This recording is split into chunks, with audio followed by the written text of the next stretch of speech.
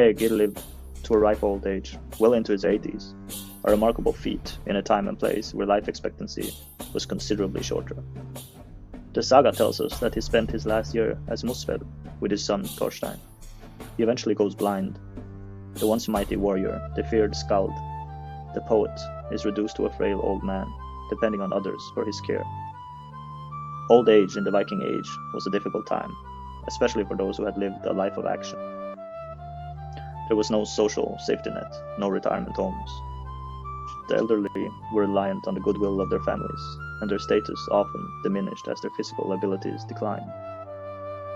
One day, Egil is riding with some people to the Althing. On their way, Egil falls off his horse. He is mocked by some of the younger men for his clumsiness. Egil composes a short poem about the incident, lamenting his lost strength and his failing eyesight. This poem gives us a glimpse into Egil's state of mind in his final years. It is full of sadness and a longing for his glorious past. Shortly after this, Egil Skallagrimsson dies. It is the year 990, give or take. The saga says that Thorstein buried him in a mound near his home. But this was not the end of Egil's story, not by a long shot.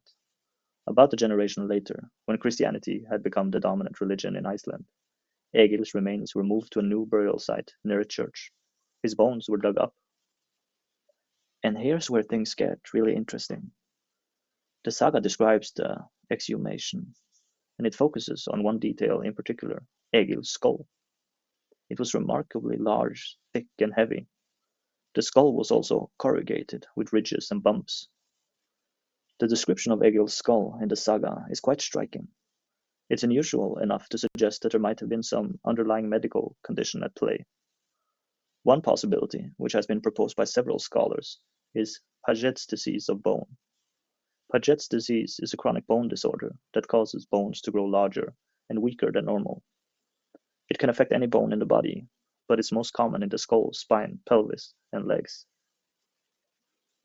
One of the symptoms of Paget's disease is an enlarged and deformed skull. Could this be the explanation for Egil's violent temperament? Could a medical condition have contributed to his rage, his impulsivity, his tendency towards aggression?